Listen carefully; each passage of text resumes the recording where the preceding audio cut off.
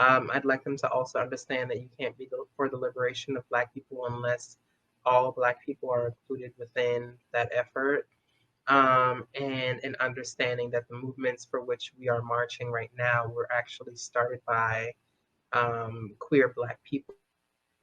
So trying to remember that we have an entire movement that was stemmed out of something, again, that was queer at its root, queer and Black, and that Blackness does include queerness.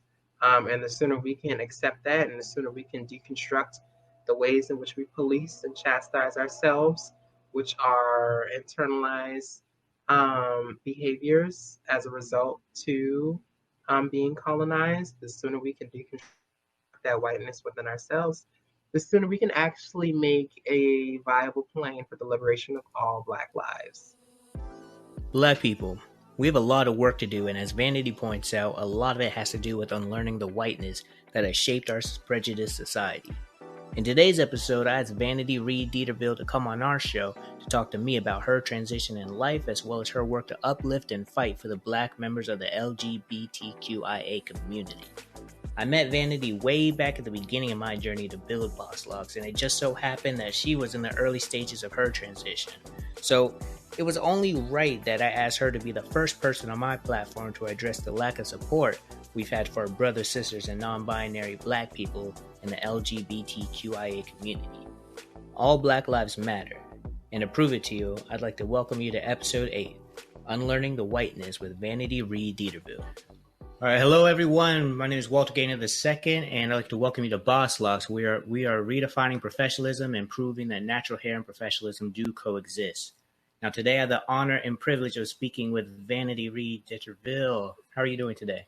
I'm good. How are you, Walter? I'm doing good. Did I pronounce your name correctly? Because I feel like I messed that up a little. Deterville. You had it just about. Yeah. Just about? Okay. All right. We'll get better next time as we go on.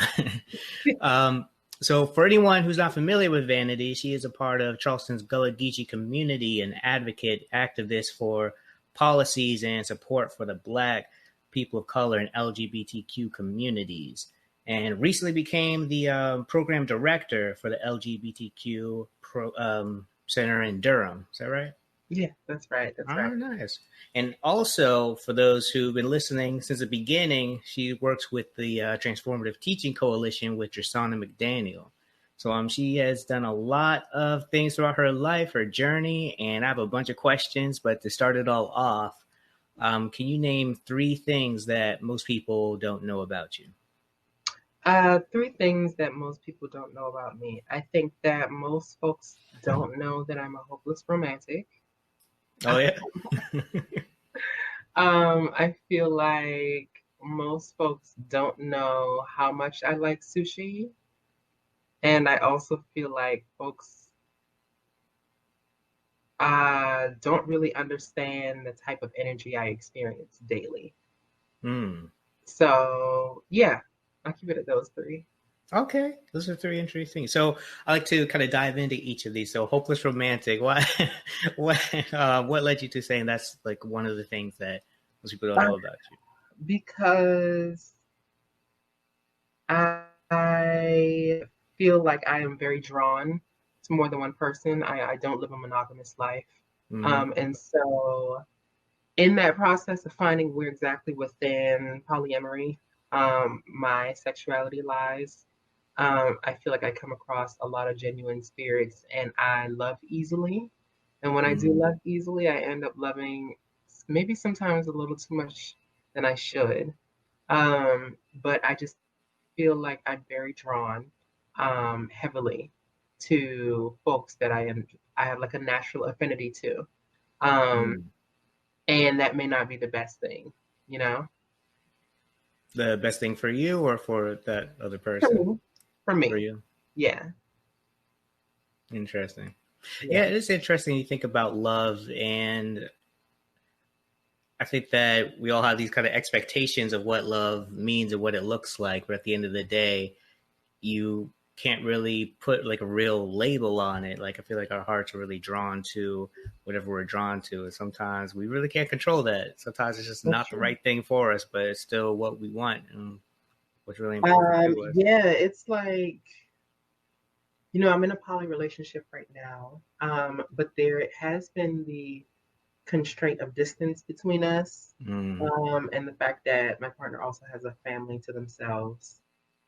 And so, in that process of seeing him, it's just been very interesting, um, observing the type of people who approach me, for intimate or sexual reasons. Um, and you can see, I feel like when you observe a person well enough, you can see their lifestyle from afar. And that may not be anything that you need to align yourself with. However, it's mm, their spirit, for whatever reason, you feel very drawn to. And so I find myself coaching myself to not be so nice to folks. Because I think I get the rep of being nice. And at times I've heard that I'm maybe too nice. Um, so I'm just trying to refine the energy that I allow to come into my personal space, yeah. refine who and what I allow into my heart, my temple, whatever. Hmm. It's a interesting kind of observation of yourself and how you um, give energy and receive energy to yourself. Especially right now, I feel like COVID has really exposed a lot. See that with everything from politics to everyday life and relationships. So for you, you're saying that kind of this period of time where we kind of have the social distance is really kind of, I guess, has it kind of shown you a different side of your relationship, or I guess you kind of dive into that a little bit. I think the social distancing has amplified the strains that were already there. Mm, And so it's required constant communication for the both of us to keep up on the same page as to what each other is going through in their life. But that's really the only way you can get through these things is to literally just talk it out, right? very Um, true. so yeah, I think that's what this social distancing has done. It's only amplified things that were already going to be a challenge because it was long distance. Hmm. I feel you. Well, best of wishes with that. I know this is definitely a trying time, but yeah, I definitely have to echo communication is very key. I'm in a relationship when we're living together, and it's just I feel as though we've been very good at communicating with each other since like we started off long distance. But even with that, just being in the same room with your partner just all day, every day, you Yeah. end up getting on each other's nerves. So yeah, communication is definitely key. Good luck to all the couples and single people out there because this is definitely some rough Good times. luck. 'Cause don't know how you did it, but you did it. So yay. Right. That's right. Yay. Sushi. Do you have any? You see my eyes So I was wide. thinking about the second thing. Oh yeah, this is just a random. I just jumped right into that. So I was just curious why you brought up sushi as like the one thing. Is it? Are you like new to the sushi world?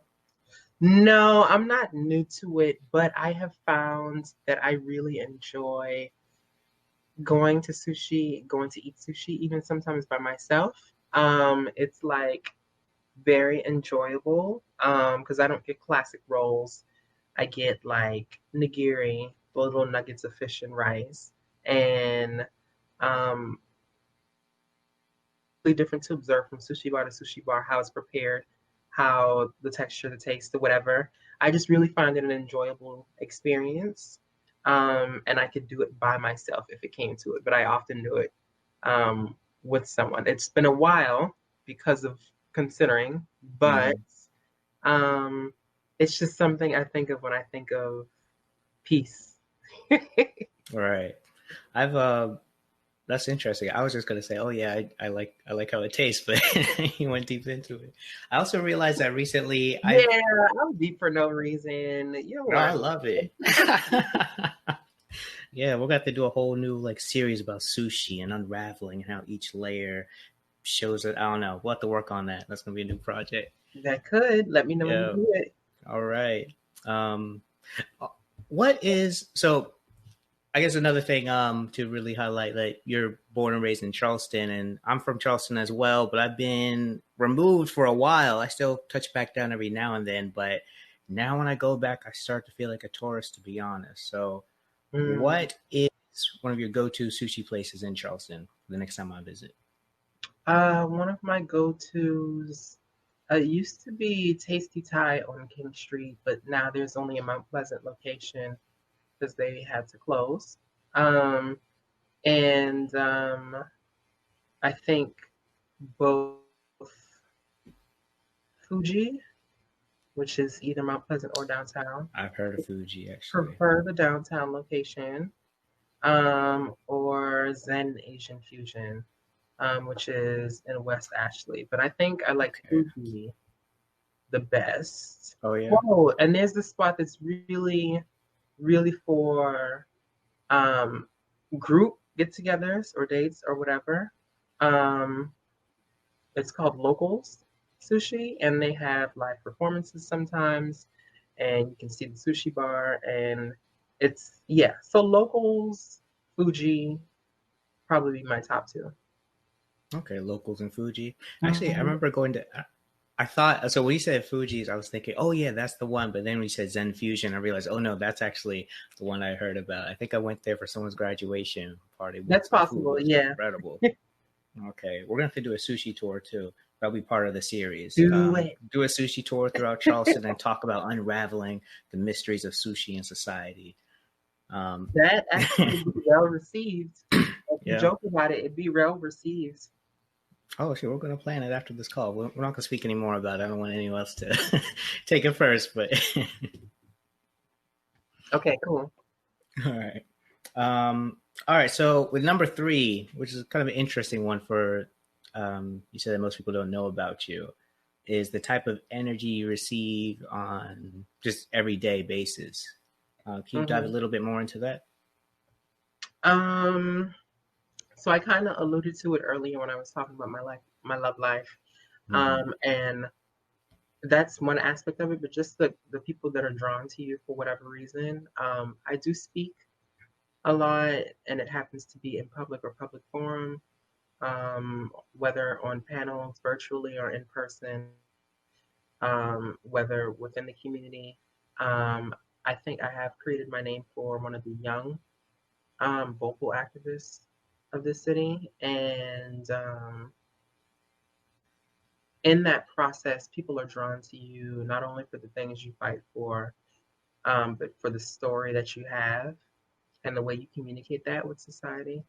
I'm learning that the way I speak about things that I experience is what really drew people to continually wanting to hear me speak about whatever. Um, and although it may seem small to me, it has helped provide some of my bread and butter, like speaking at these engagements and sharing my story and speaking truth to power in many different systems. But that's one aspect of it. My romantic life is one aspect of it. Um, I've been approached by probably every gender and every sexuality. And so this has happened before I even really characterized myself as pansexual. Um, and I don't know. It's just some things reflective about the way and the timing that folks cross paths with you and where you are in your personal journey. I always think about what my transition personally is indicative of, depending on a person that is attracted to me and the context to which they are attracted to me. So it's just like a constant reflection of where you are in life, in my opinion. Hmm. When I was actually looking into like your background and everything, you really do speak on a lot of different topics and subjects, and it all comes with a place of, I feel like, empowerment. So I do see what you're saying when you say the energy you receive, I guess, is different depending on what you're speaking on, and hmm it's the context of the situation people are approaching you as well. And one thing I didn't mention at the beginning is that you're someone who has transitioned from being born a man into becoming a woman. That's right. And I know that plays a large factor as well. Yes. Um, and I guess before I touch really on that, I think one thing that's interesting is that you are using your experiences, your authentic experiences, to bring It's a lot of large issues and topics that people don't want to face to front and center of attention and in the spotlight. Right. Um, what has given you the confidence, or what gets you feeling comfortable to share your experiences and these stories and really just making people pay attention? What gets Um, you ready? what is it? I think it's the fact that um, there have been a lot of things that I have gone through that have been traumatic, but also very public. And so I kind of was thrust into the movement of speaking against the systems that created those problems. For instance, I was struck by a car a few years ago, Mm, um, and it left me pretty bad off. And the reason I was struck is because there was supposed to have already been a bicycle pedestrian lane across a bridge, but that a driver um, ignorantly swerved into a lane while I was riding my bike. And so that spoke to the issue of the long awaited bike pedestrian lane over a specific bridge that I was crossing. And from then, I felt like I was thrust into movements of just speaking against um, these networks that have helped contribute to a downfall that I had in my life. And yeah, I do mhm, take responsibility for um, what I've contributed to, but I also have to acknowledge the circumstances around me that fostered for that downfall to happen in the first place.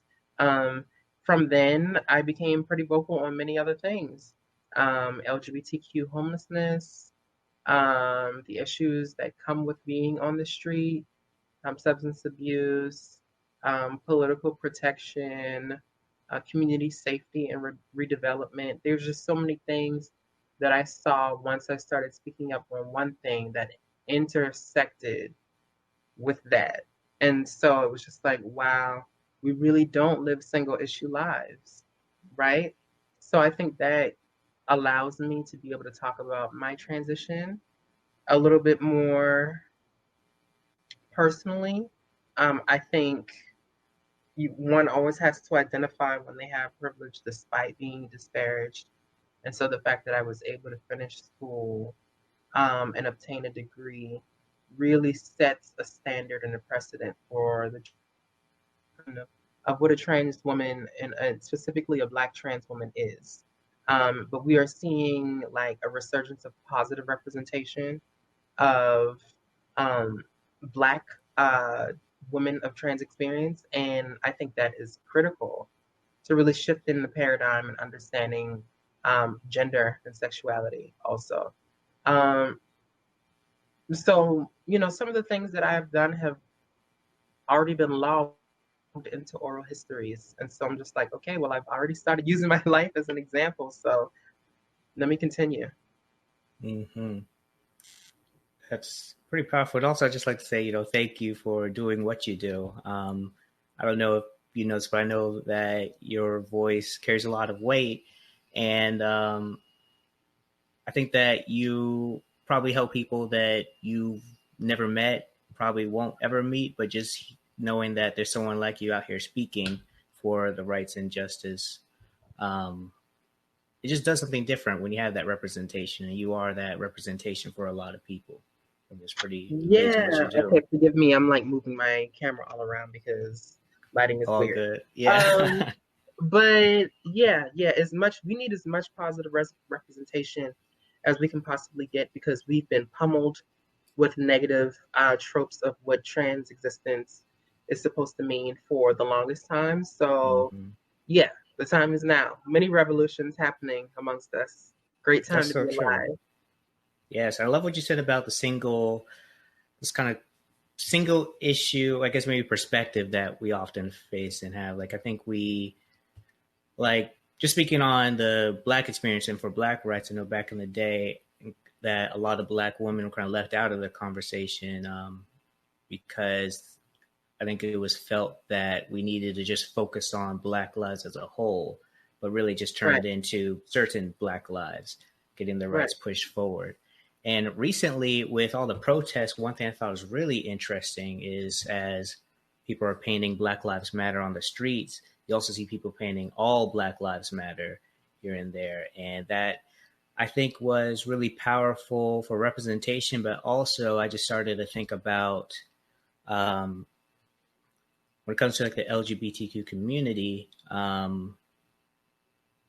it's well, for one, each letter of that name represents a different culture, but also in there, I think that we don't always put a lot of attention on the Black people of that community because for those members of people like you, it's not a single issue. Mm-hmm. And sometimes I feel as though the Black community as a whole, we've just kind of taken an L with not really supporting and being there to represent everyone's rights. And I think that is due to a lot of I unlearning that I think needs to happen. Um, Yeah, yeah. I heard a Black trans documentarian by the name of Aaron Lang make a statement recently. Aaron Lang actually has been, Anne Hathaway has allowed Aaron Lang to take over her Instagram for the past week to really highlight the experience and the perspective of a Black trans woman. And so there's been many conversations that have stemmed out of what Aaron Lang has documented during her work. And one of the things that I heard her say recently is that Black people are so obsessed with competing to be Black that if you mm, embody or illustrate anything else that could minutely deviate from what it means to succeed at being Black, you are then considered an eternal threat. And then these biases get internalized, and then the violence against those folks who are deviant becomes normalized within our communities. And so we have an issue within ourselves as communities of color, and really accepting um, who our brothers and sisters and siblings are. And like any community or any subset, the white man will also um, almost always elevate, if you will, to the upper crust, the upper echelon of that community. So we have racism internalized and implicit. Um, Within the queer community, and then you have a queer population of color that is already predisposed to violences from outside and within their own community. And so it's interesting. This is why, again, we're seeing highlighting the lived experiences of many queer and trans people because they have, for the longest time, been like discarded. mm.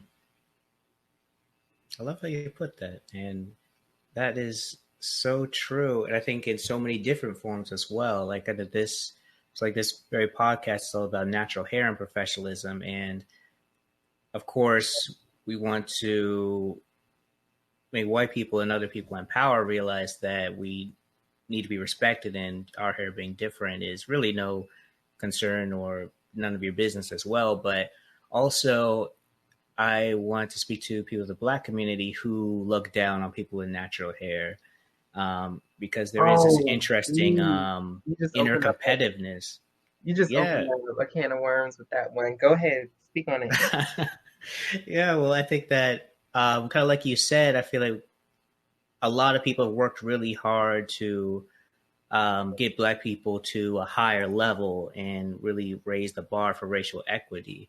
And I think that sometimes when you are kind of that one person who's pushing for the rights for so long, you kind of worry about your idea of your mission being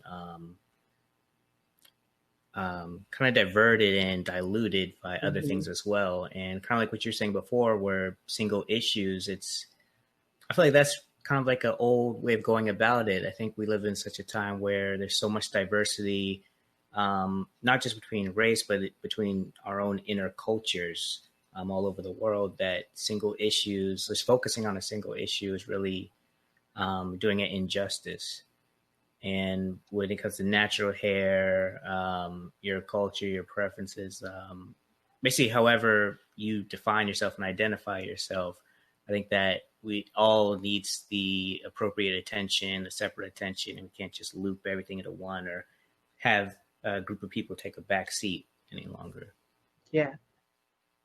Um, I think success within our community, again, has been so intrinsically tied up in whiteness to the point where we have chastised and vilified our own because we see um, uniqueness um, when free expression is unruly and as a force against success, prosperity, or achieving the pursuit of happiness. So I think once we continue, and it's an ongoing process to unlearn the whiteness in our ways, because we still have many internalized behaviors that a lot of folks don't recognize as being attached to some form of trauma in former generations. But if we keep unlearning that, we can continue to be ourselves and still be the same successful individuals we dream for ourselves to be. I love that. And I like that phrase, unlearn the whiteness, because I think Yeah, that's a it's a very lot of appropriate. unpacking, unlearning going on, man. Yes. And especially sometimes I feel like I'm like a Charleston hater, but I'm really glad I grew up in Charleston, but also I feel as though, in my perspective, Charleston is a very traditional sense of how things should be.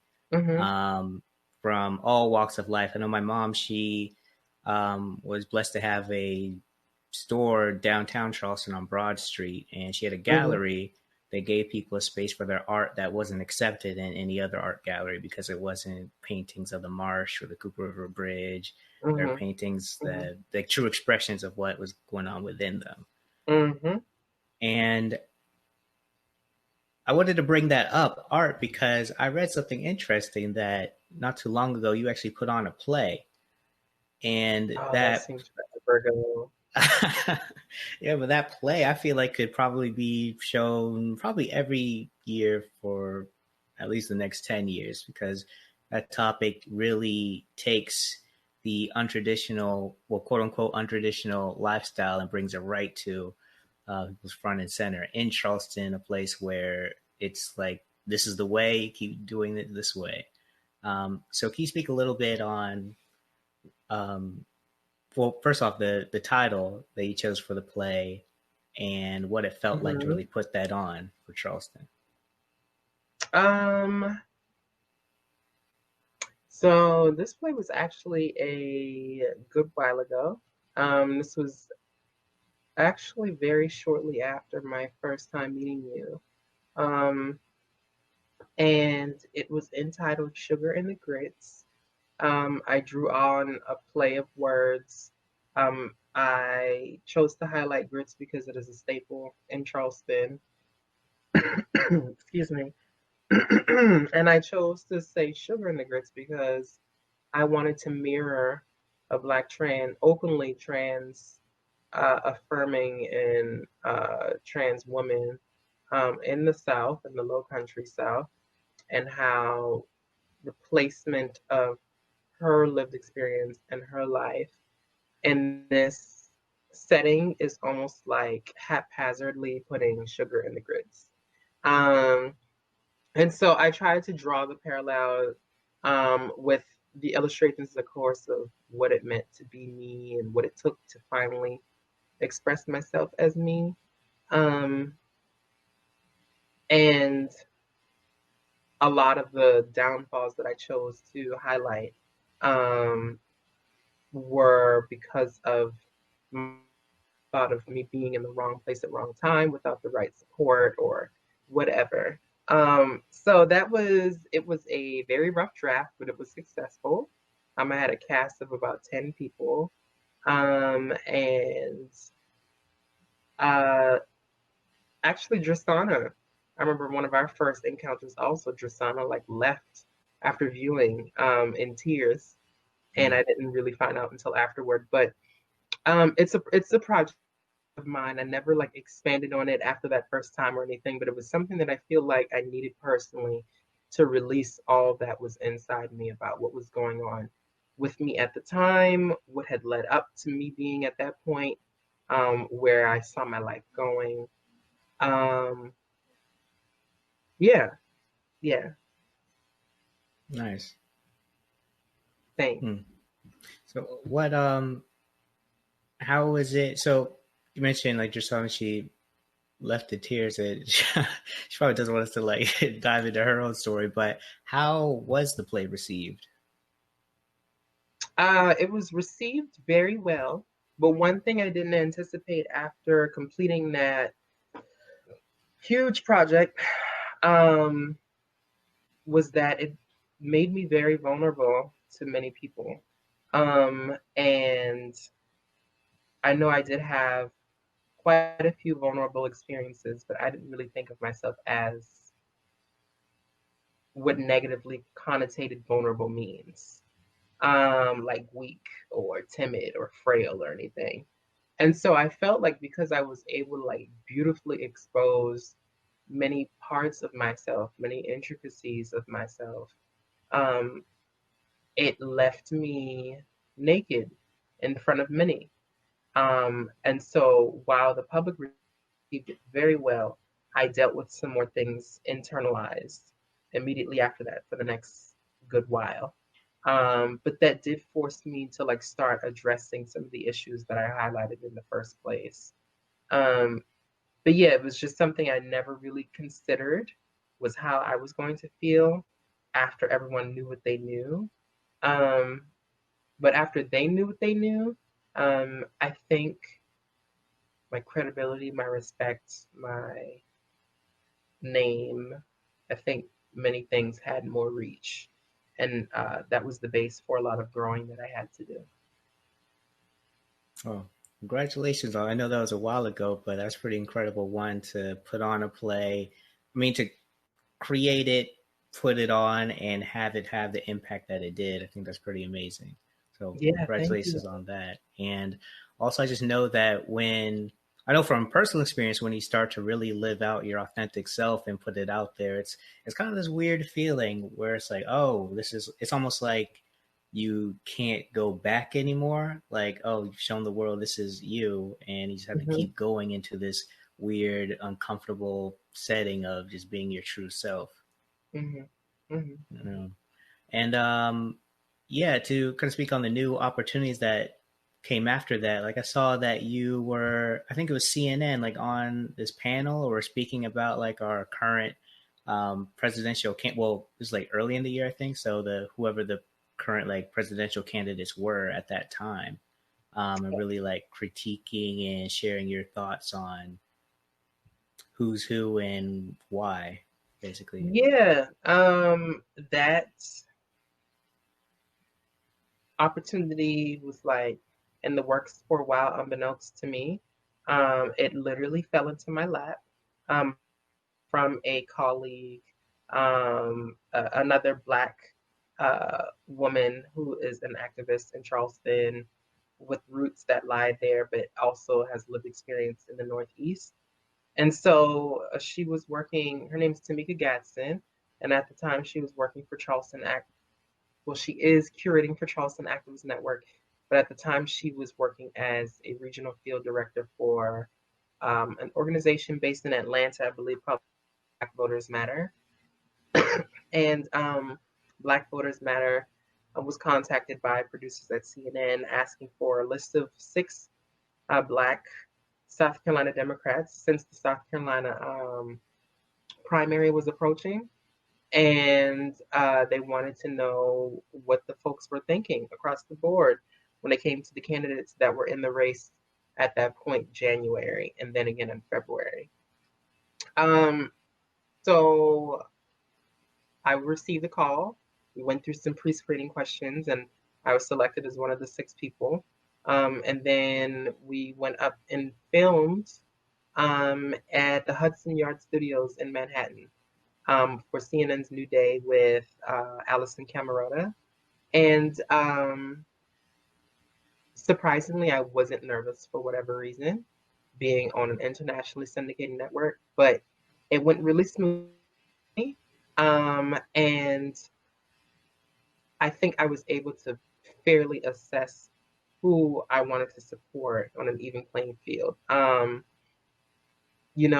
you get to deal with those kinds of networks, they assume a lot of folks are just going to automatically um, absolve into the supporting base for a candidate just because of the pop culture things that they hear them saying or whatever else. And so it was good to show. I believe I was the youngest person on the panel, with my brother Benny, who is a local rapper and activist in Charleston.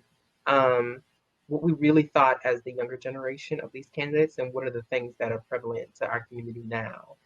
Um, so we did that. They called us after we finished filming and said that they wanted us back for a second segment.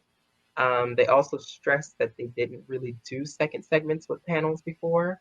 And then we went back less than a month later. And it was amazing. Being in New York, staying with a friend in Queens the second time, staying in Manhattan first time, and just getting around to see my folk in Brooklyn and Harlem. Um, and it was right before all of the pandemic things really took an onset. And so I miss New York dearly, and I know that they have been hit hard by this. But yeah, it was a great time, a great experience. That is really cool. I had no idea it was in New York either. I thought they kind of came down to Charleston and collected some people, but they kind of reached far and Yeah, wide to you bring the know, best of the best. folks wondered why we didn't just go to the Atlanta studios, but for whatever reason, they brought us up to the Manhattan studios. Hmm. That's really cool. So, I want to get into that, but you mentioned not being nervous when you went on at first, and what what type of things were you doing to prep to go on CNN's like live segment to kind of speak Uh, about our candidates? Benny and I were having a conversation since early that morning, and it continued into the green room when we were all getting like hair and makeup done. And then that conversation continued literally onto set. So we had already been talking about some of the things that we wanted to emphasize. And some of those things that we wanted to make a note to illustrate and highlight did get edited out, because you really don't have control on what they edit in and what they edit out. And so that's where the production and the spin of all these networks comes into play. So we were really just talking about the things that we were going to repeat that we found adamant to stress. And that literally continued in the car because it was a very fast paced movement day. I had already shattered my phone the night before. So I couldn't use my phone for anything, any preparation notes, anything. So I was almost having like a freak out, mini panic attack. But speaking with Benny and speaking with Mika and the other panelists, for the good while leading up to the panel, I think helped ground the conversation a little bit more so that there wasn't so much anxiety associated with it. The second time that we went up there, I was more nervous because I didn't stay in the city. I stayed in Queens with my friend. And I got an Uber an hour before I was supposed to be there, and didn't know that I was going to use most of that hour to get there. So I was literally rushing down to the minute. The Oh producers were man. waiting for me downstairs. I'm like, let's get her right in the hair and makeup. It was just so quick, so quick. But I think that really just talking about what with the folks who talk about these things often in a casual setting leading up to essentially what they consider a performance, um, helps to ground it and helps to make it a little bit more personable. Hmm. That's really cool. Another amazing experience. How do you feel about where we are politically now compared to just back when you were on CNN speaking about the political climate? Can you say that one more time? Yeah, how do you feel about where we are now politically compared to at the beginning of the year when you were speaking on CNN? I think things are amplified for the worst. I do feel like we have our Congress is experiencing lots of gridlock, but I do think that we have our young fighters within the freshman class of Congress, and within some of the seniority in Congress. Um, President, I believe, has, I won't discount him completely because he has come through on some aid, but his response time and the willingness to approve that aid, I think, is largely questionable. And the heightened violence, whether overt or covert, to these communities in addition to an ongoing global pandemic. I think making this a very cancerous political time. I did not support Joe Biden, and I stated on CNN that I felt like he has significant rapport with the Black community, specifically because of his tenure with um, President Obama and the failure of our people to really separate Biden and Obama because of how well we perceive that administration or whatever. Um, so there have just been things that have taken a turn for the worse in my eye. Um, because now we're seeing numbers spike. And so this public health issue is also a political issue, as we're seeing with ordinances to require mask wearing in public. And there's just been so much that's happened, right? Like I got literally put out of school. School was shut down the week before, the week of, and the week after spring break. And then after that, we were told not to come back the year. So graduation, everything, lots of life was completely flipped upside down from March up until now. And I don't necessarily, I mean, I can't confidently say that we're yet getting better. I can't say that. Yeah, I know in Georgia, it's it's kind of interesting because really where you are does kind of matter on how the progression is and who the kind of the like the leaders are in making the laws. Because I know now it seems as though people are starting to take it seriously again, to a Yeah. degree, still to a degree, but everything was being opened up. People were coming into like bars and restaurants and all this stuff, and now like just this past week, it seems like everything's like, oh no, just kidding, we got to go back. It's not over yet because the spikes have been crazy. Yes, Um, they have. yeah, it's it's really interesting. And also, I want to congratulate you on being able to finish school, graduating during this global pandemic. I feel like that's a first for anyone. I could be wrong, but I don't It know. may have only happened like a number of times to this scale, if it has. Um, yeah, this has been quite the interesting time for the class of 2020. So thank you. hmm What's something that you would because for a lot of people, it wasn't even just like the class of 2020. There's a lot of other people who are like juniors and sophomores still having to finish out school and get ready to go back to school. Like I know my siblings at Clark, and it's just because there's no way of knowing what's going to happen. It's hard to make certain decisions school wise on Hmm. like how like you're going to come to campus if you are, what class is going to look like. What's something that you would like to share with people who are still in school um, in Um, this pandemic? I can only say be faithful, but you're really going to have to take your education and the experience of your education into your own hands at this point, however that may look. And we know that people being away from the campus are many times stripped of the resources that are made available to a lot of the students, and like technology and library resources and all that stuff, right? Um, let's say literally stay faithful, keeping each other encouraged, stay very vigilant on your board of trustees and the strategic planning of the institution.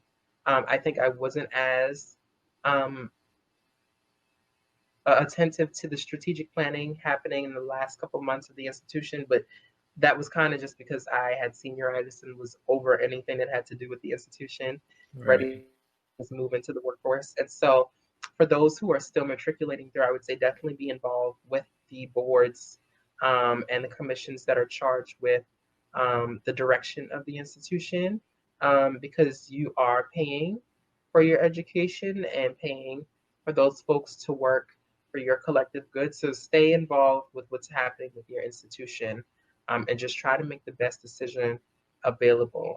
There are a lot of resources being available now, made available, but there's still a lot of struggles that are going to be persistent for a good little while for ongoing college students. So yeah, and I attended school in that AUC at one point. I went to Morehouse. for my first year and a half of school, way before I decided to transition.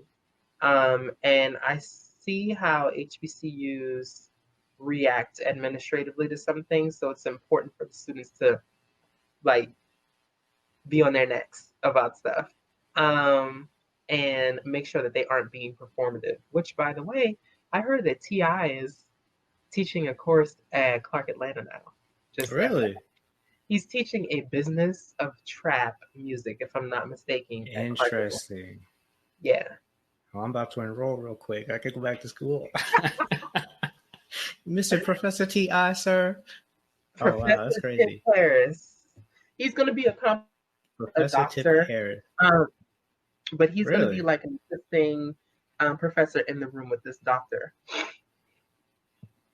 Wow.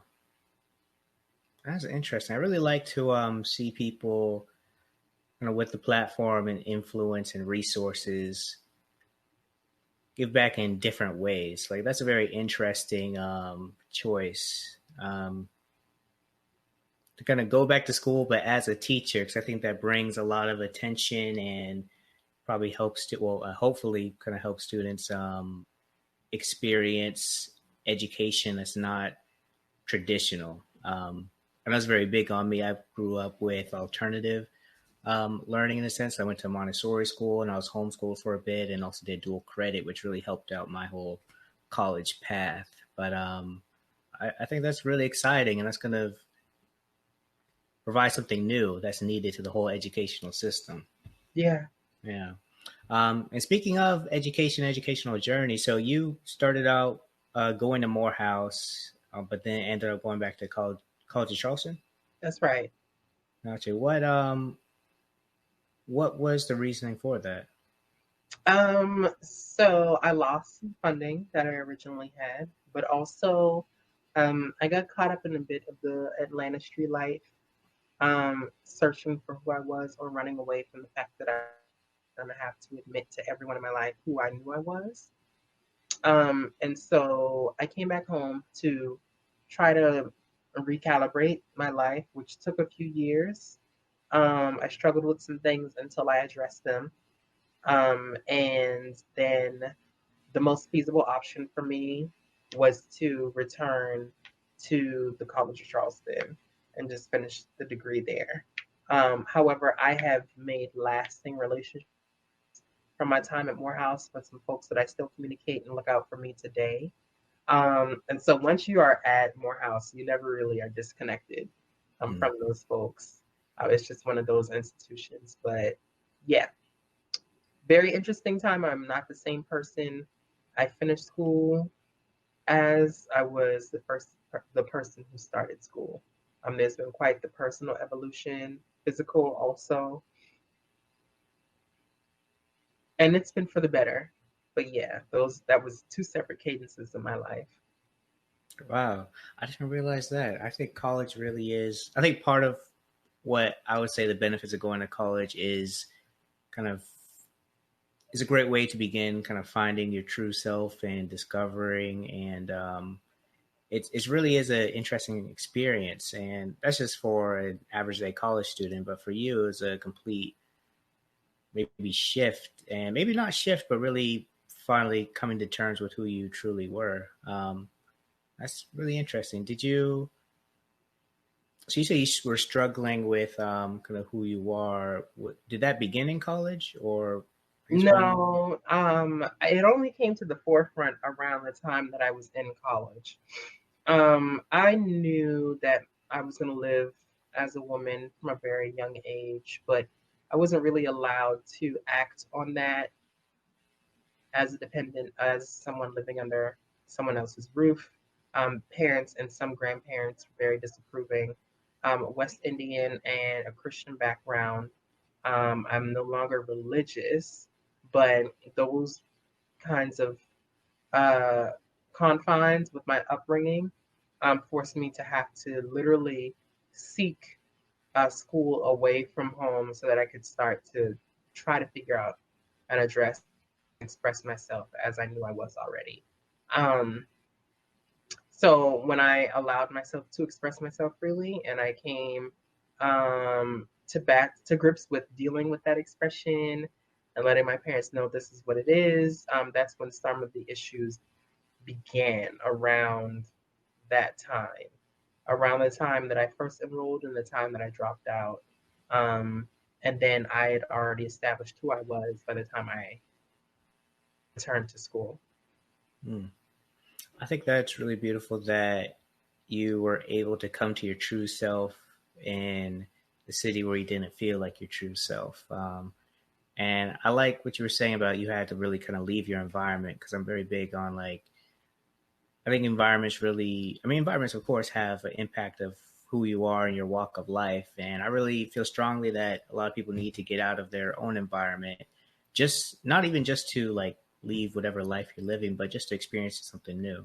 So, Oh yeah, you gotta leave yeah, at least some point to grow. yeah.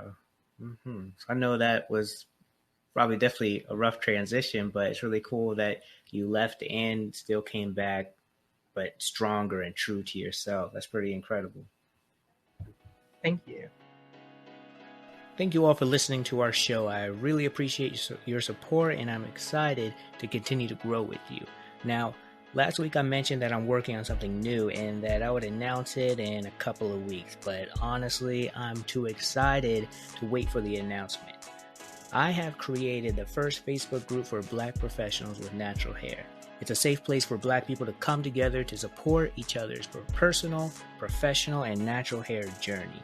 It's also going to be a place to find resources and dive deeper into topics discussed on this show. Now, I'm only letting in a select number of people at the beginning, and I want you guys to be the first to hear about it. So, if you're interested in learning more, please reach out to me by going to bosslocks.org/contact and use the form to request more information. That is BossLocks, BossLocks.org/contact to learn more. Thank you very much, and now back to our show. Yeah, and was you graduated a degree in political science? Is that correct? Hmm. Was that the same degree at, or same thing you were studying at Morehouse? Yeah, I always pursued a political science degree. When I was at Morehouse, I was actually a political science Spanish double major. Oh, wow. And I had, because of my high school and their foreign language requirements, I had placed high in the foreign language placement test. And so the department chair essentially coerced me into making it my major because she really enjoyed folks that could second major. So I did that for the time that I was there. But when I returned home, I didn't really have anyone to speak it with or to challenge myself with continuing to use it. And so I just continued the political science degree, but it's always been poli sci at the base. Okay, cool. So, and I guess that also that's really cool. It makes sense why you were one of the people who spoke with CNN to talk about the political climate. Gotcha. Yeah, it makes a little sense. Awesome. That's interesting. So, what type of things do you learn about as a political science major? So many things, and there are so many tracks within that major. I think folks often get distracted by the fact that there are many political science students who say that they want to be judges or attorneys. And so, while that is one aspect in the field of political science, there's also local government, there is nonprofit management, there is constitutional philosophy aspects of political science. And then there are the international relations aspects of political science also. Um, and so I was more so interested on the policy aspect of political science, like the actual law aspect of it, and the international relations, um, so to speak. And so some of the things that I learned was about our connectivity and the ways in which our consumption has social implications that are negative for developing countries in continents like Africa or Asia, right? Like the clothes that we order and purchase from fast fashion corporations, the smartphones, tablets, and electric cars that rely on lithium ion power. And those lithium ion batteries are composed of cobalt um, from the Democratic Republic of the Congo, which supplies, I believe, over 60% of the world's cobalt. And so recognizing that many things that we do, whether it be for clean energy or efficiency, still has negative consequences on developing nations. The is exponentially driven down and overseas, which is why we are able to get commodities as cheap as we are. And the argument is, why don't we make goods in America? Well, we could, but prices would dramatically increase because of the privatized costs in America and the resources not really being native to this land. Um, so our consumption, what that means for the planet, what that means for the international political economy, globalization, influences of globalization, both from the corporate standpoint and from the indigenous standpoint, how things and areas are globalized and cultures shift and language travels and corporations colonize essentially. You learn about the philosophy aspect, the early philosophers who established what political philosophy was and the form of debate, the Aristotles, the Socrates, the Thucydides. You learn about what else is it that you learn about? And then you learn about public policy, which is basically the policy making process, which is what I wanted to focus on.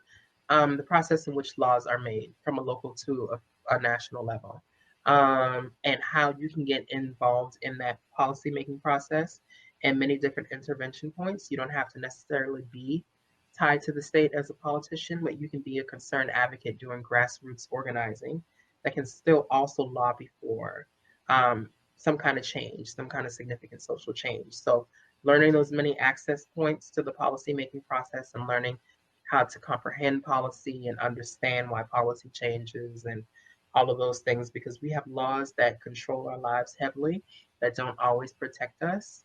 And as we're seeing, this administration has tried to strip the laws and protections of many at risk and already targeted communities. So it's, not understand the laws. But that's like a snapshot of everything you could learn in the political science major. It's very dense.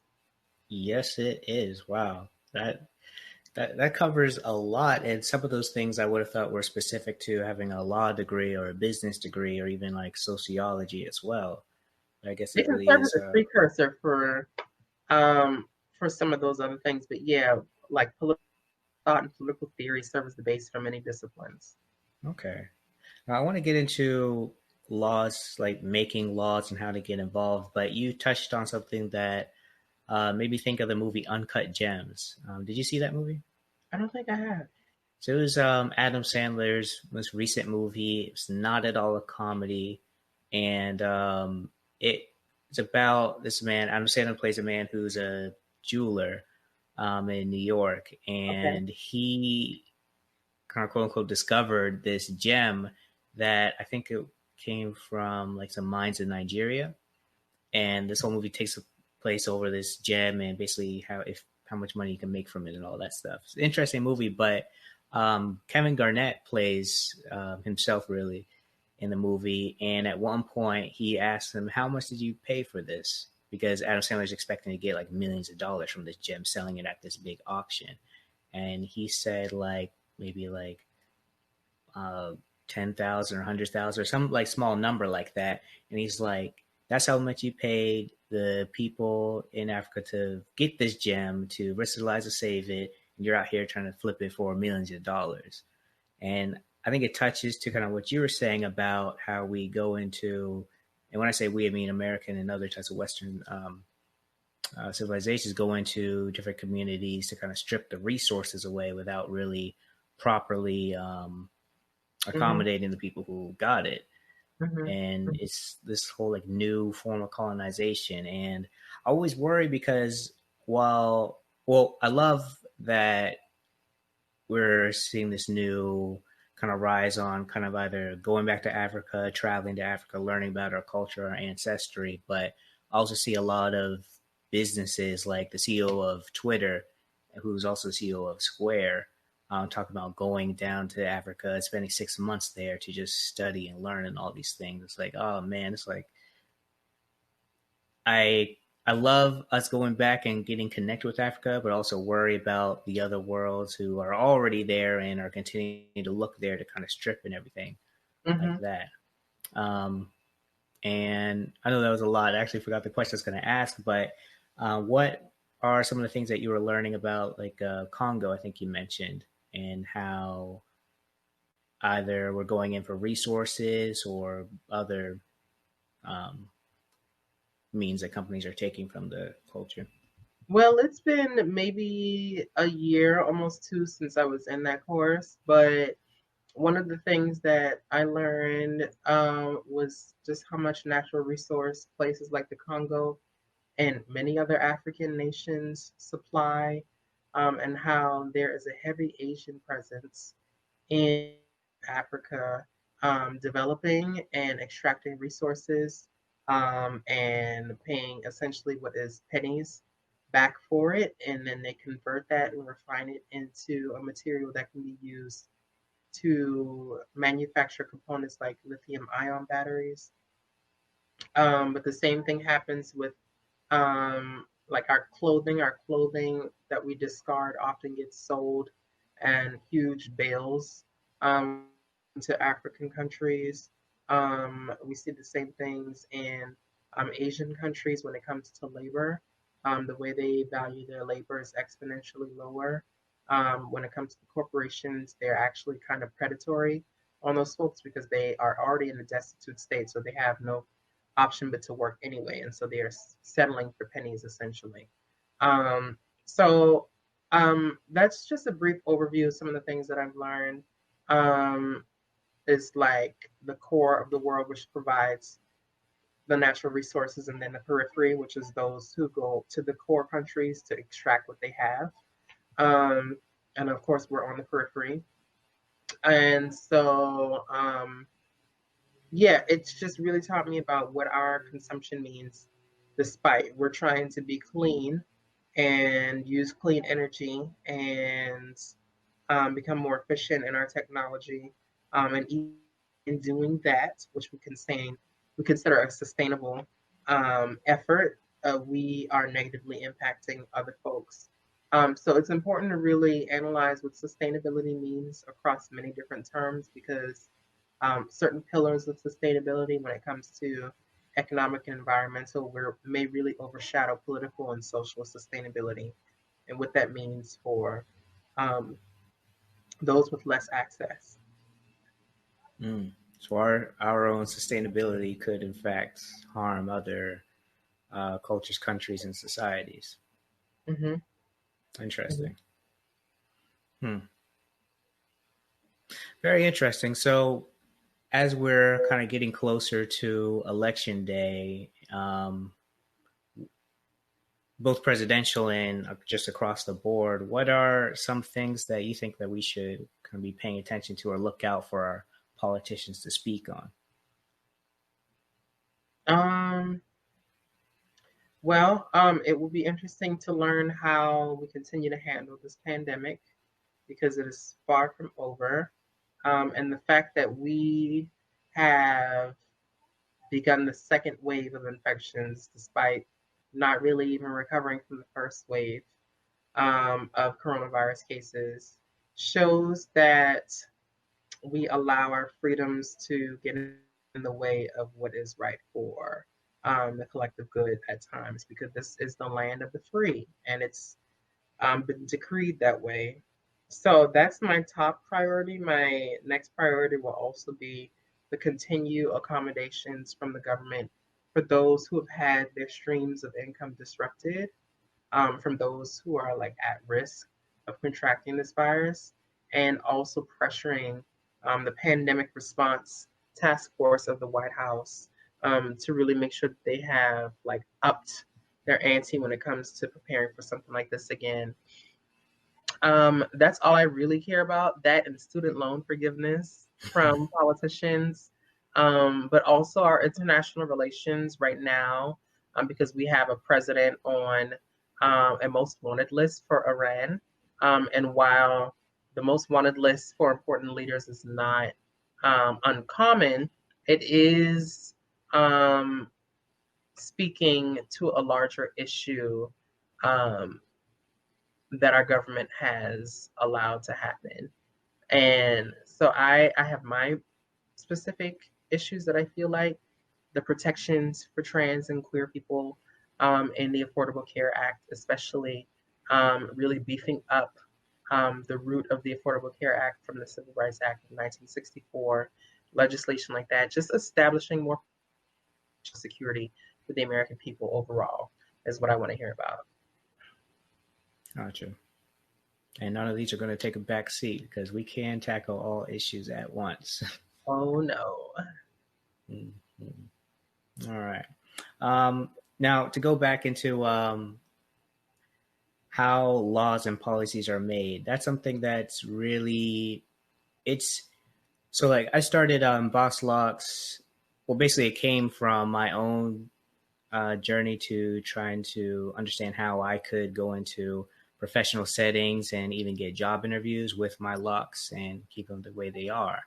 And I was really worried about how they'd be perceived or if I'd even be admitted to have an interview. And since the beginning, one thing I've always felt very strongly about is getting laws into action that do support Black people just across the board, but also about natural hair. And that's why I'm really gracious about this, or thankful for this, the Crown Act that's going around that really protects natural hair. In Virginia was, I think, just literally just became one of the first, if not the first, Southern state to pass the Crown Act in their own state. But of course, it's not passed federally yet, and I'm just curious about how laws are made, passed, what it all means, because I feel like the politicians make it sound very complex and everything. But I'd like to hear from you, basically, what does it take to make a law or make a policy and actually put it into effect? So there are many chambers of the legislative branch of government, which is one of the three main branches. You have the judicial, which consists of the courts from local up to the Supreme Court. And then you have the executive, which is essentially the Trump administration. And the last leg is the legislative, which consists of the congressional representation of the United States. And then each state has their own general assembly or state legislature, also, right? So you can have those states' rights and those enumerated powers. Um, a bill is first introduced to the floor and it's read, and the sponsors are notified. And then it's typically referred to a committee to establish the constitutionality of the bill, to establish the ways and means, which means like how is it being paid for, the resources it's going to take to do this. Um, and many other committees that it could be referred to. Typically, it starts in the House of Representatives for state legislature or Congress. And then it is read multiple times, debated, and voted on. And I believe when it comes to um, majority, I think supermajority is only for removing folk. I could be wrong on that. But then it's mailed to the other chamber, the upper chamber, which is considered the Senate. Um, so the House of Representatives is known as the People's House because the reps have a smaller tenure or smaller term, which is like 2 years or so, and they represent less people. So there are more of them in the House, right? The Senate is considered the upper chamber, the upper house, because each senator represents more people and there are fewer of them. So they kind of have a higher stance. Um, and then once the House mails that to the Senate, they go through that process also, or they can start on a bill together and it be two companion bills that end up going through the same process in each chamber, and then reaching a vote and then being sent to the governor to be signed, or in the case of Congress, being sent to the president to be signed. Um, And so there are many other nuances along the way within that process, but those are the basic functions of how it becomes a bill, how it goes through the process of being um, introduced to the floor formally. Sponsors either attach themselves to the bill or wait to discuss, debate, and vote on it. And then the committees that it needs to be referred to, and just you can actually check the legislative timeline of many bills that are in progress if you're like near or you are familiar with the legislator or you know some legislation is about to come out or something contentious is about to happen. Many legislative websites have like a map that shows what process they are in right now. If it's a Hmm. committee, if it's been voted on, if it's been read, and if it's sent to the governor or to the president to be signed. Um, because of the coronavirus, there have been a lot of policies that have been put on hold because general assemblies have been paused, like South Carolina's, which I believe won't really start again until next year. And there's a Crown Act, to my understanding, that's supposed to be introduced to South Carolina soon, also. Oh, So nice. as soon as things get underway, the new legislative session, that's one of the pieces of legislation I'd keep an eye out for South Carolina. Oh, really? Oh, And so you're keeping track of the Crown Act? well, it's not yet a thing here, Hmm. but I have heard of it in other states, and there are a lot of companion bills from state to state that deal with very like controversial things. Abortion, we're seeing LGBTQ services for transgender and queer youth. We're seeing uh, police reform legislation is starting to be released. So Representative Crystal Matthews of District 117 here in the South Carolina General Assembly.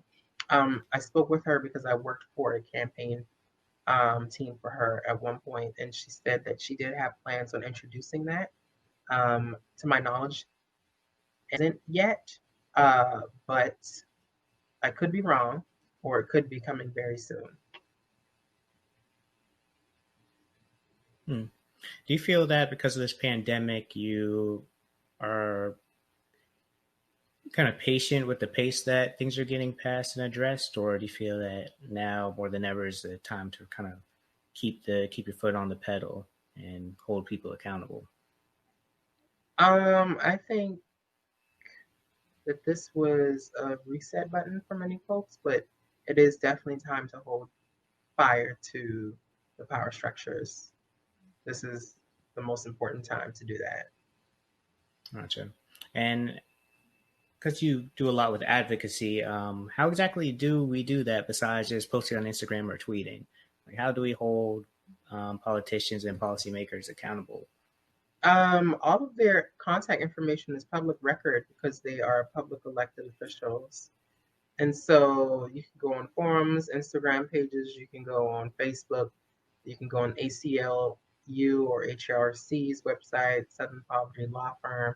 You can go on many think tanks or NGO websites and find what issues are contentious right now, what issues are prevalent to your state through your own research, personal experience, and really get a sense of where that issue is in the legislator by calling your representatives and contacting your representatives by phone, by email, by personal visit, whatever.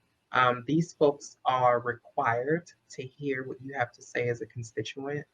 Um, and so that's the one way that you can. You'll see on a lot of issues that we have when it comes to police reform, the calling for firing and charging of officers that were actually the murderers in these cases.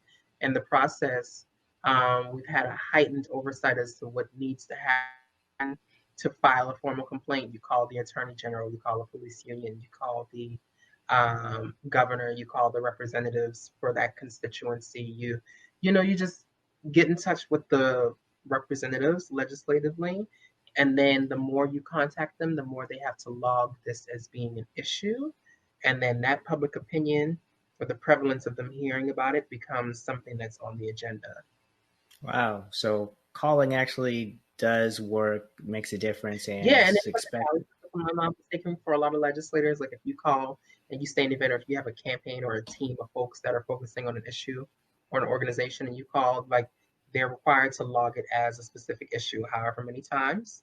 And that sets a precedent as to what should be focused on by the legislator now Hmm. and what shouldn't.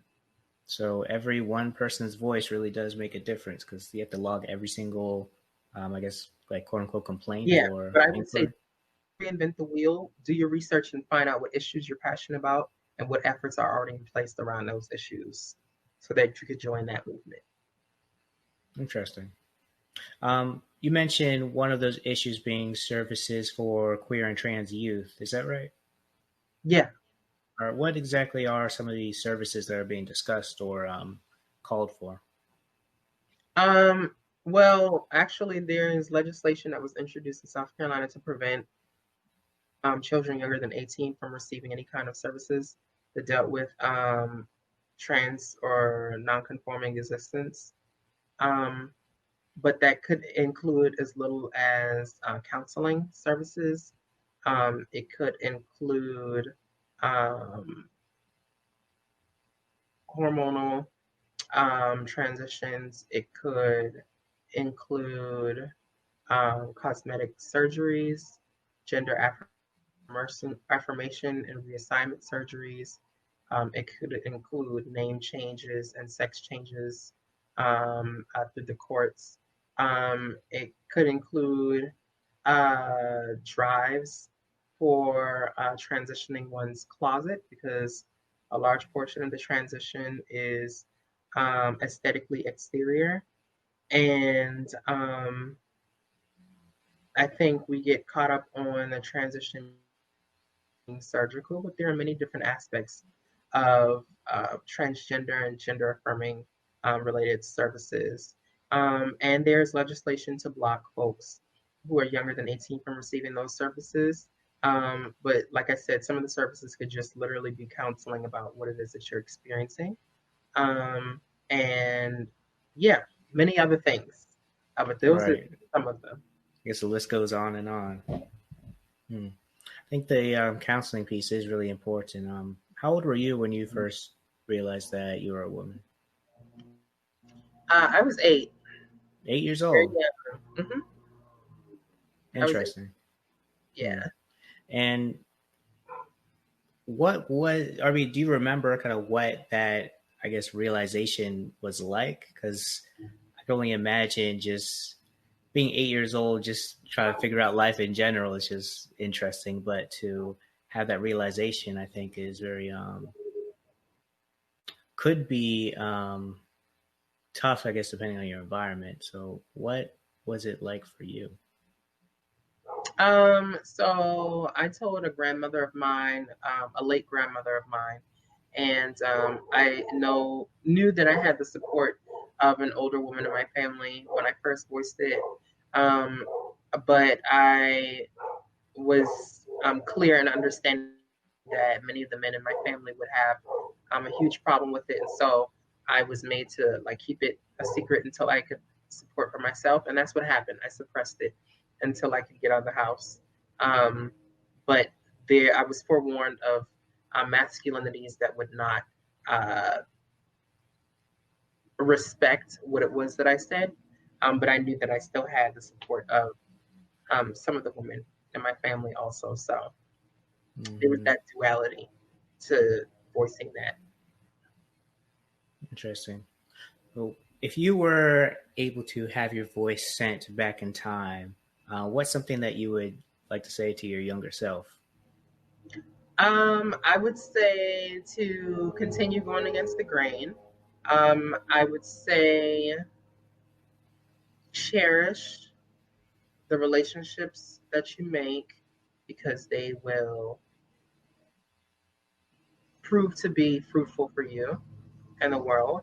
I would say don't allow anyone to tell you how your life should look and continue to live a happy life, but also make sure that you do that responsibly for yourself and for the ones that you love. Nice. Okay, cool. Now, I'd like to kind of talk about this new development in your life, which is not only did you graduate, but you got accepted for a new position out in Durham. So congratulations on that. But can you tell us a little bit more about Thank you. what you will be doing? Yeah, it's the LGBTQ Center of Durham, North Carolina, which is primarily focused in Durham, but also offers services to folks in the Triangle region of Durham, Raleigh, and Chapel Hill.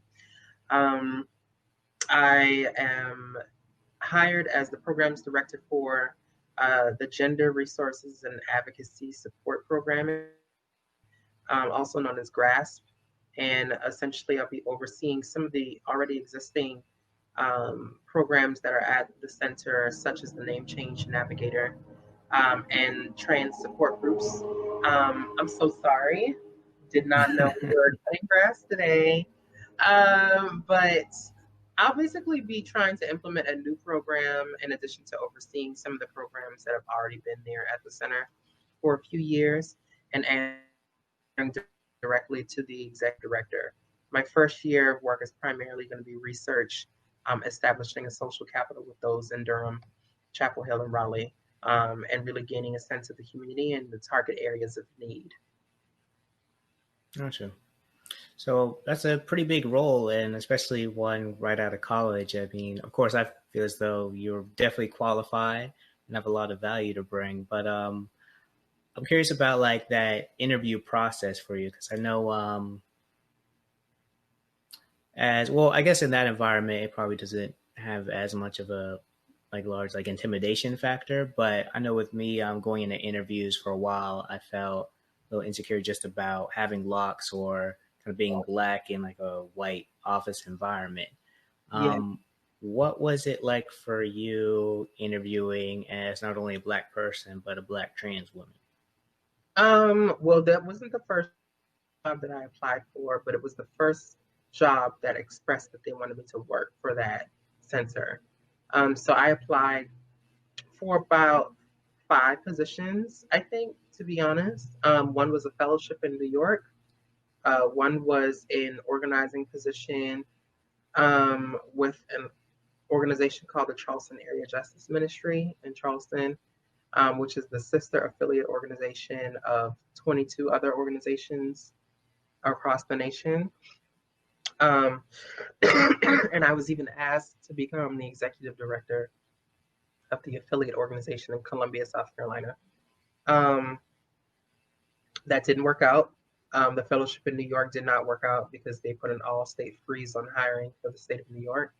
Um, Teach for America did not work out. This position to me came to me when I spoke on a conference at the Point Source Youth Symposium to End Homelessness last August at Emory University.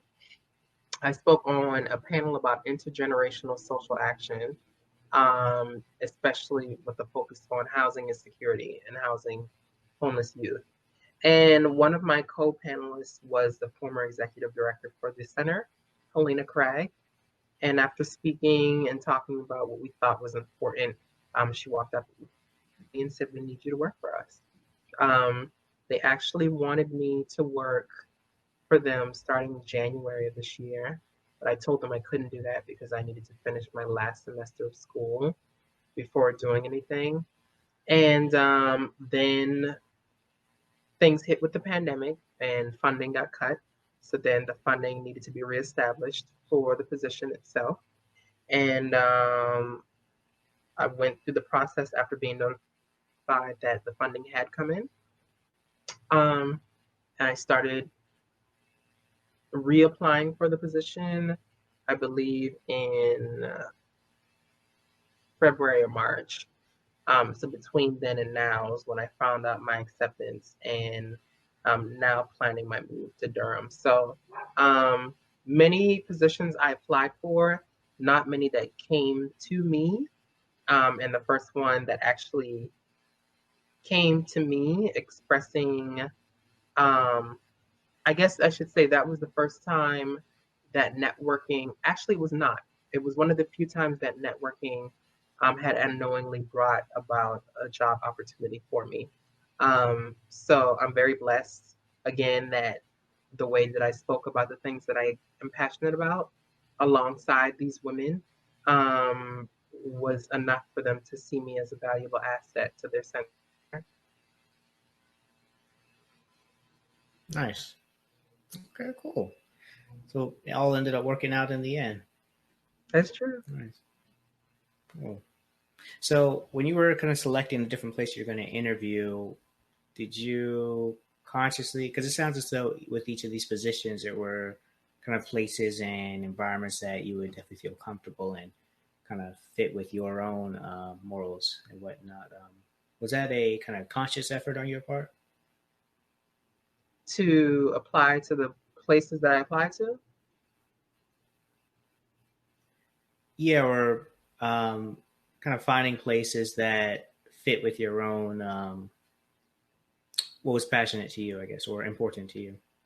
Yeah, well, I applied to things and places that I've been in before. Um, I do love New York. There are many resources from the state of New York for queer and trans and gender nonconforming individuals in the community, just written into law. New York is one of those states that's very forward about providing those protections for that constituency. I applied to a position in DC also. I think I've been to DC more than I have been to New York for many political actions, conferences, professional developments, lobbying efforts on Congressional Hill with my representatives. Um, and so those two places alone, yeah, I had experience with doing impactful work and meeting influential folks in those cities. So that was a conscious effort to choose those two geographic areas. Um, but Durham, I hadn't had that much experience with, besides the Durham Pride that I attended last year, which the center invited me to kind of get a taste of what Durham had to offer and what the city was. So I felt very warm after that first meeting in Durham, um, but I didn't have as much experience with Durham as I did many of the other destinations also. So, but it was still a conscious effort. Cool. Okay. Um, so one question I always ask people is about professionalism, because part of our mission is to redefine professionalism and the standards that come with it. So, what would you say? Like, what does professionalism mean to you? Professionalism means being firm on your opinion, knowing that there are going to be differing opinions from yours, but making sure that you have a rationale and justification ready to share with folks as to why you have a differing opinion. I am so sorry the dog is barking, but they are acting like an attack happening on the house. So, Oh yeah, they're ready to um, go. No one shall yeah, enter is not alert. welcome. It's an alert. um, Professionalism is um, just becoming the master of whatever you believe your craft to be, right? Don't they say don't become the master of none? Become the master of something in your life, complete something, and be really good at that. I think that that in itself is professionalism, to just Hmm, master a craft. gotcha. What do you think your craft is? My craft is really driven around, it had a solid base in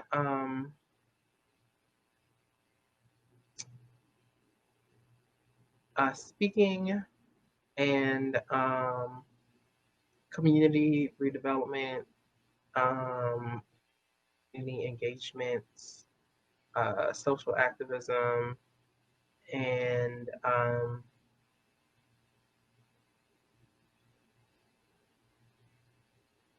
underserved advocacy. I think those are just like broad terms of a lot of stuff that I do already. Um, so I just feel like my calling deals with having difficult conversations with folks that have more access Hmm. to relay a perspective and to get them to understand that perspective and understand why those perspectives need to be validated. Mm. So, kind of speak a little further on that. What do you think is something that you wish the Black community as a whole understood about Black trans rights? And yeah, what do you wish that the Black community felt about or understood about Black trans people? That we don't owe an explanation to anyone when it comes to our gender, and that our expression, it's the most dehumanizing thing to um, reduce our expression and our experience to our genitalia, because you dehumanize us and maximize whatever reproductive organs we have, as opposed to really getting to understand the circumstances around someone's life and why they choose to present themselves a certain way.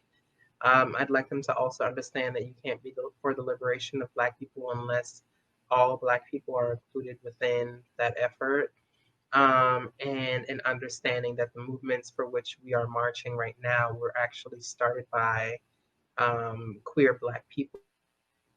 So trying to remember that we have an entire movement that was stemmed out of something, again, that was queer at its root, queer and Black, and that Blackness does include queerness.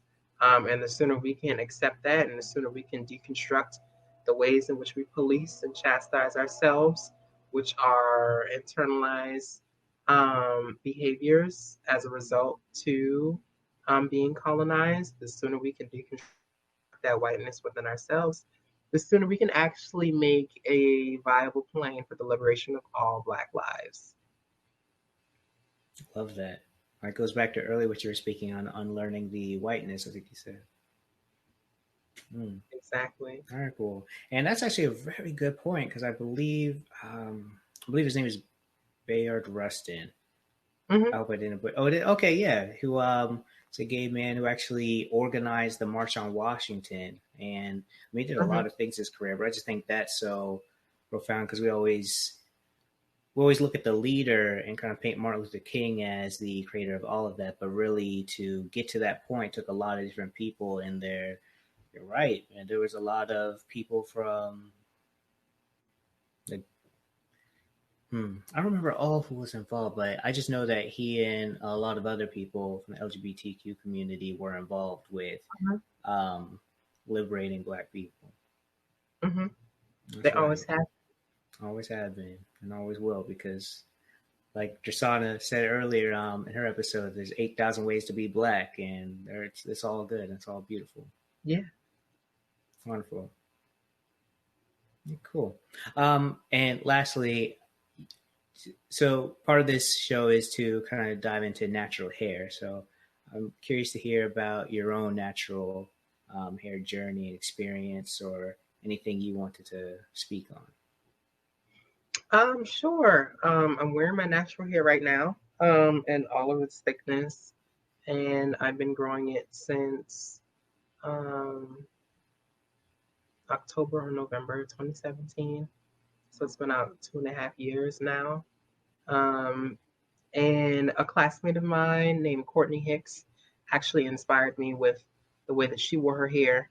Um, the campus and an organization that she created on campus called Collegiate Curls, which celebrate ethnic hair and the diversity in hair specifically. And she also came up with some of her own products. She's since graduated from the college, but um, she has continued making like products and doing hair along with her day job and everything else that she's doing.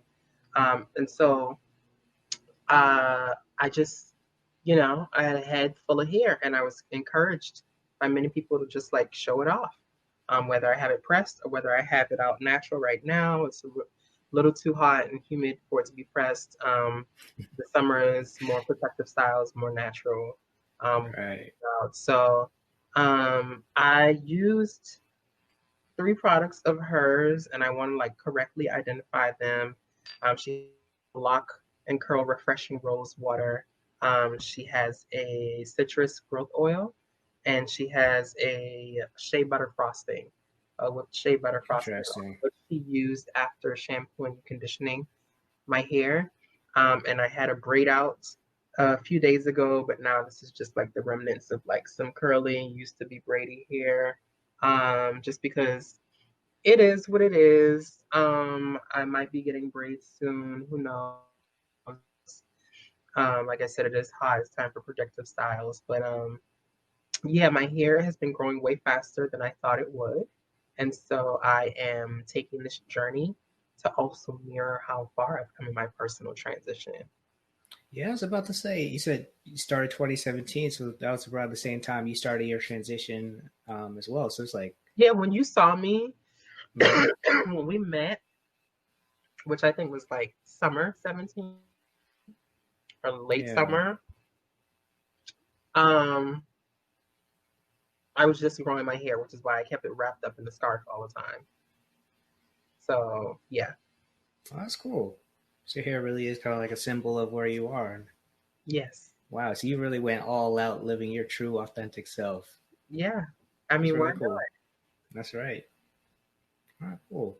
Well, I mean, to be honest, there's like plenty more questions I could answer, but ask you. But I feel like we've given the world a lot to think about and take notes on. I know I'll have to go back and rewind a few things to really dive deeper into. But is there any other thing you'd like to share before we leave?